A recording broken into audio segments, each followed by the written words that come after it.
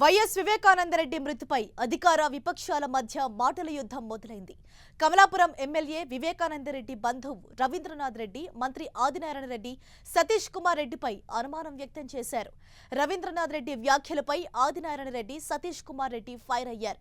1% తన తప్పున నడి రోడ్డుపై కాల్చాలని సవాల్ విసిరారు సతీష్ కుమార్ రెడ్డి. ఇది ప్రభుత్వ పెద్దల ఆధ్వర్యంలో జరిగిన పరిస్థితి ఉంటుంది. ఎందుకంటే ఇక్కడన్నా ఆదినారాయణ రెడ్డి గారు ఎంపీ గారు, ఆ తర్వాత సతీష్ రెడ్డి గారు, వీళ్ళందరికీ కూడా అటువంటి చరిత్రే ఉంది. సో వీళ్ళు ఖచ్చితంగా పులివెందులు గెలవాలా అన్న ఉద్దేశంతో ఈ కార్యక్రమం చేయడం జరిగిందనమాట. జగన్మోహన్ రెడ్డి గారిని ఒంటరివాంతి చేయాలా, సో ఈ మానసికంగా వీకెండ్ చేయాలన్న ఉద్దేశంతో ఈ రకంగా చేసినారు అన్నమాట. సో ఇవన్నీ కూడా చంద్రబాబు నాయుడు నుంచి మొదలుకొని అందరూ కూడా ఇటువంటి కార్యక్రమాలే అన్నమాట. ఇంకొకరిపైన బురద జల్లే కార్యక్రమం చేస్తారు వీళ్ళందరూ కూడా.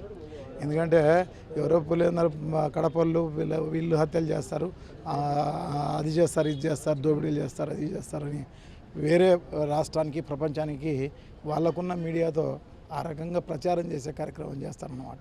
ఖచ్చితంగా చేసేది వీళ్ళు అన్నమాట. ఏ తప్పు లేకుండా తప్పు ముఖ్యమంత్రి గారి కుటుంబం మీద, వ్యక్తిగతంగా నా మీద కక్షితం, సతీష్ రెడ్డి గారి మీద. ఏంది ఇది? ఎక్కడికి పోతుంది ప్రయాణం? మీకు భయం పట్టుకొని ఆ భయోత్పాదంలో ఏదంటే అది ఆపాదించడమా? నిజాయితీగా మాట్లాడండి, నీతిగా మాట్లాడండి. మాకైతే అనుమానం ఉంది, మమ్మల్ని ఏదన్నా ఇట్లాంటి అడ్డుపెట్టి మాకేదైనా దారుణమైన చర్యలు చేస్తారేమని.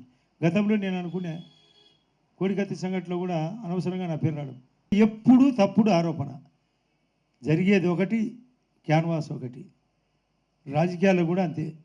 అభివృద్ధి జరిగిందా లేదనడం, దాని దొంగ సంపాదన ఉందా లేదనడం, ఏది కూడా విచిత్రంగా మాట్లాడే మెంటాలిటీతో నెపం మోపడం, పబ్బం గడుపుకోవడం, 4 రోజులు ప్రచారం నింపడం. రాజకీయాల్లో కుట్రపూరిత రాజకీయాలు ఎక్కడ చెల్లవు ఎవరికైనా. మేము చేసినా, ఎవరు చేసినా, ఈ ప్రపంచంలో ఏ పార్టీ చేసినా కూడా దీన్ని తీవ్రంగా ఖండిస్తున్నాం. ఇది దర్యాప్తు జరపమని నేను కోరుతున్నా.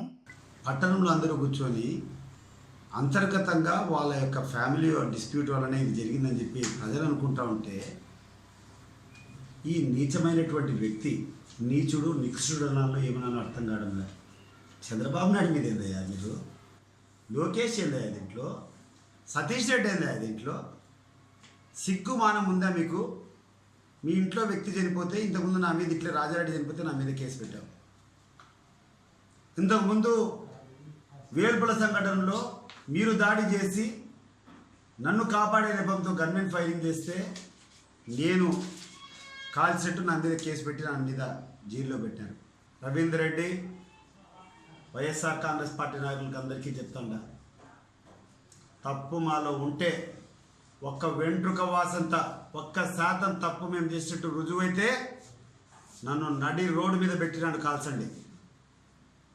కానీ గుర్తుపెట్టుకోండి, ఇక్కడటువంటి ప్రజలు ఎర్రోళ్ళు కాదు, ఇక్కడటి ప్రజలు పిచ్చోళ్ళు కాదు. నువ్వు ఏదంటే అది చెప్తే వినేదానికి. నీకు వినాశకాలం వచ్చింది కాబట్టి ఇటువంటి ఆరోపణలు చేస్తున్నారు.